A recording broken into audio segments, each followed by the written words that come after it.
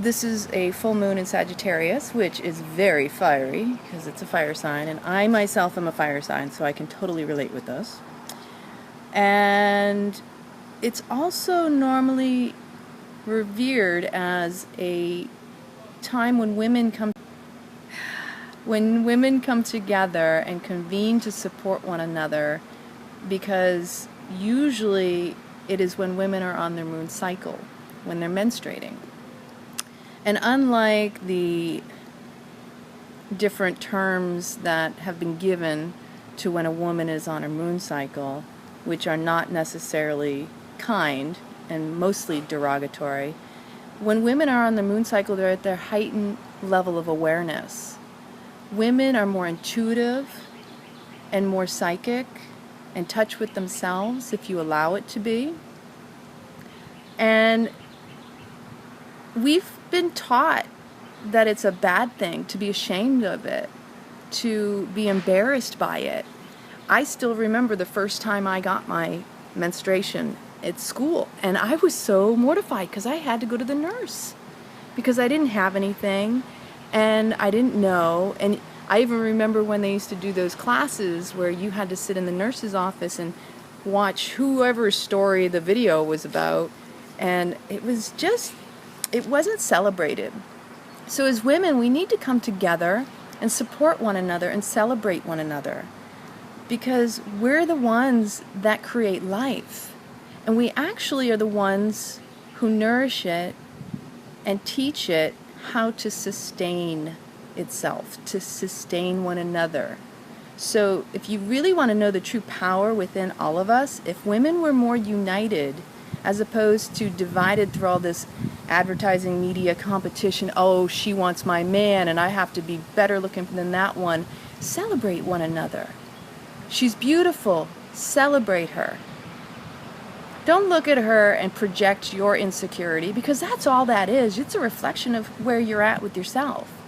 If you don't love yourself and celebrate yourself, you're certainly not going to do it for others. And it's too easy to get caught up in the drama, the catty, the gossip.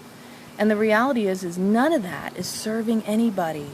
We live in a world where we all want to be connected and loved and communicate lovingly. The last thing we need is another person to put us down, especially if we're putting ourselves down. We need to celebrate one another. Yes, say no to gossip. I'm telling you, all it is it's a killer. It's a stressor. It creates more drama. So when you come together in community, and really it's very important that you surround yourself with supportive individuals, with people who are going to bring out the best in you. You may be in an environment where you don't feel as loved. Well, you need to go and you have to find it. Your vibe attracts your tribe, and truly when you come into your awareness of self-love, people will come to you like flies. Even the ones that don't love themselves so much, because I'm telling you, they want what you've got. When you got it going on, they all want to get it going on. So some of the other things I want to share, and some of them are personal, and this is especially beneficial for the women because we tend to not recognize what's going on in our bodies. We're going back to the shaming versus the claiming. We want to claim these bodies, these temples of the divine. It's sacred. We must honor our bodies. Don't just give it away to anybody. Don't say, oh, but I like sex. Please.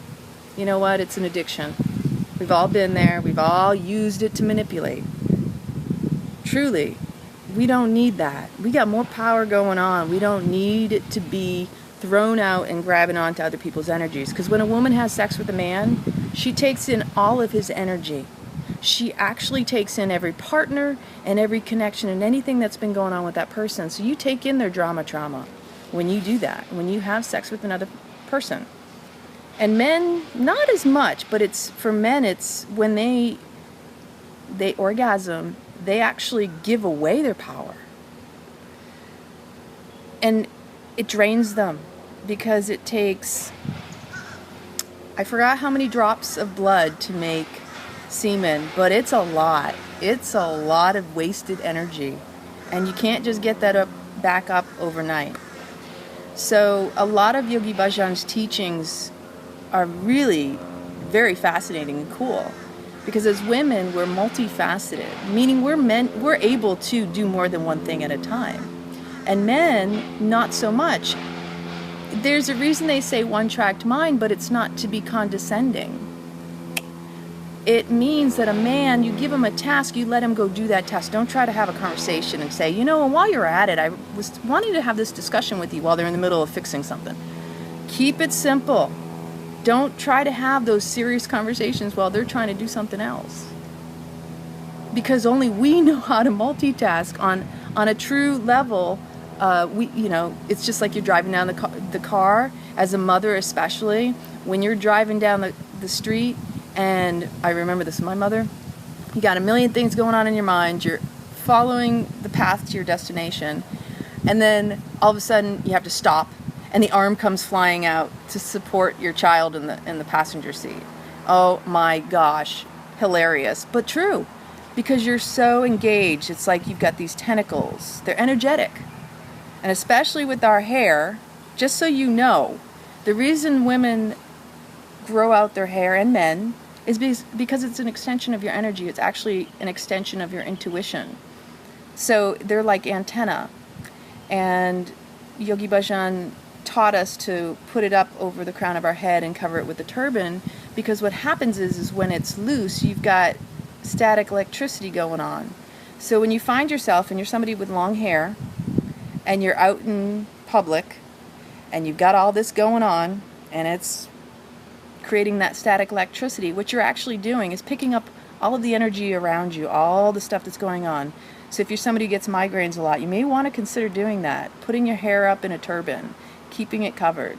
It's not my daily practice that I do that. I do tend to wear my hair up quite often as a result. It just feels more comfortable, and because it tends to get caught on everything.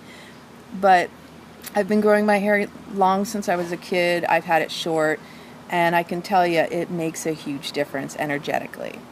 So some of the other things I want to share, when we go to the menstrual cycle, for example, there's a lot of things that impact our menstrual cycle. We used to be in sync with the moon. So the full moon would be that time of shedding the skin, releasing, and the time to go within and to heal, to allow the body to heal. So the last thing you want to do when you're on your moon cycle is inversions, because it'll make your, especially on the heavy days, it will make your cycle heavier.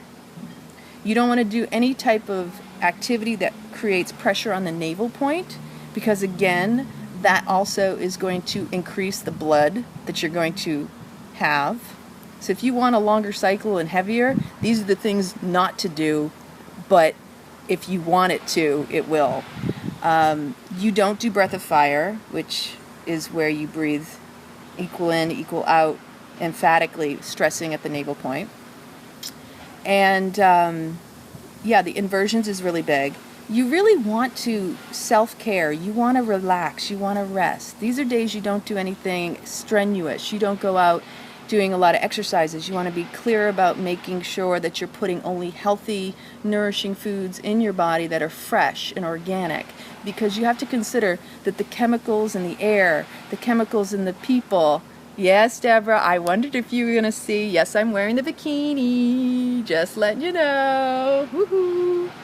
So Deborah Lynn is my good friend from many years of living in Italy. I'm just taking a moment because I've been meaning to post it, and this is the bikini that she sent me. It was a gift, and she's amazing. So, going back to the cycle, pardon me, we can be easily thrown off our cycle in times of trauma and stress, in times of, it's the little things. I'm going to share that right now I'm on my third time in a month. I started again last night. That's the third time in 1 month, less than a month. And I've been doing a lot of cleansing. And as a healer, I recognize that my body is releasing and shedding old energies. I am clearing stuff that I can't even put my fingers on. I have no idea, but I'm so grateful and blessed, because I recognize and honor that my body is telling me it's time to rest. We're here to heal. We don't need to go and run and do it everything at once. It's the kindness, the self-love, the self-nurturing, the self-care that we need to do for ourselves during this time period, especially during those heavy days.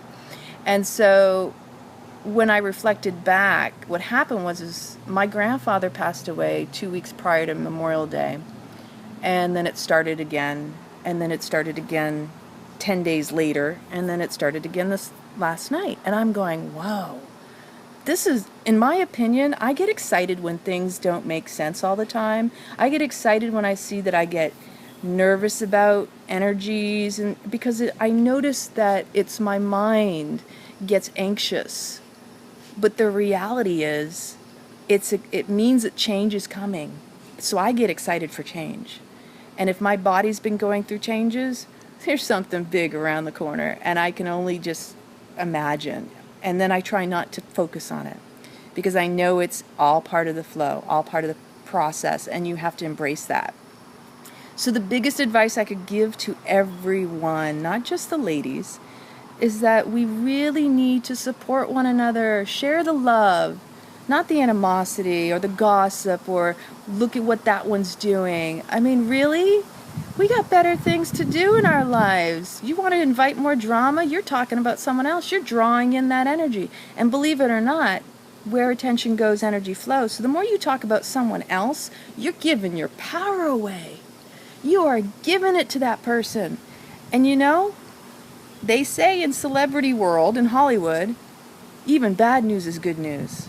So even if you're sending them energy and you're focused on them, you're actually building them up more so than you could ever imagine. For people who are involved in the whole political stuff that's going on, you focus on that and you're giving it to them. You're boosting them. It's almost like you're giving them your approval, even if you don't want to.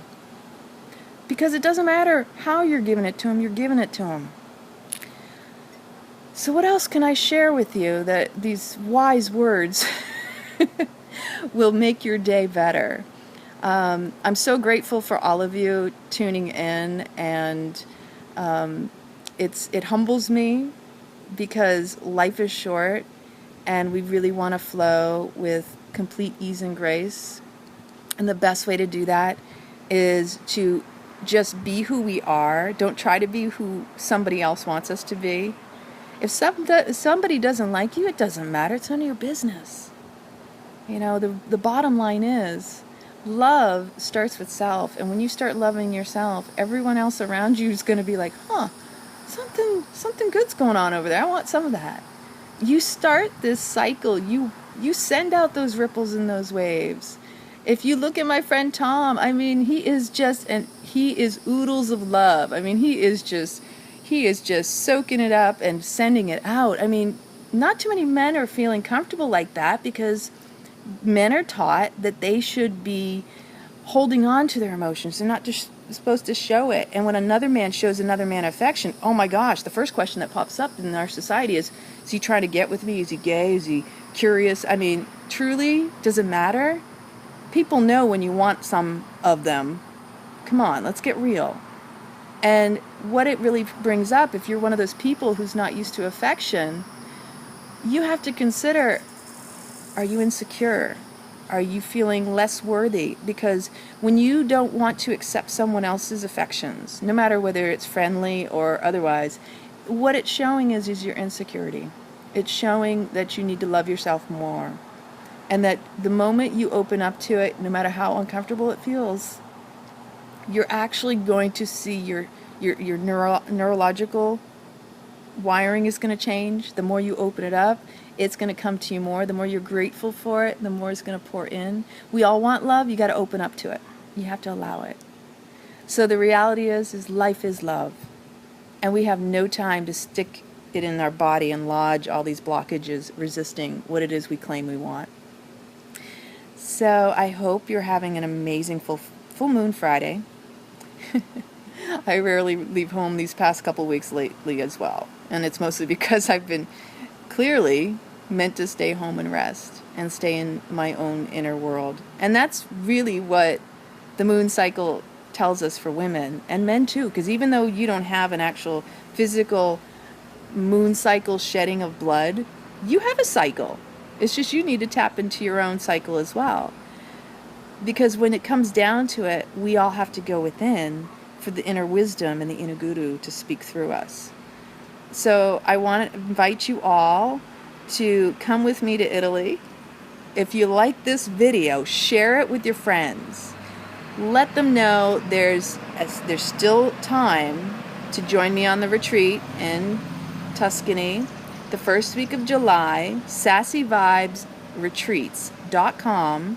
Sign up using Ocean Day as the discount code, and you get $250 off of any of the rooms that you select. So I'm sending you my love, the blessings of the moon and the sun and all the energies, the earth. I am going to say one more thing that I wanted to share. So, Diva Cup.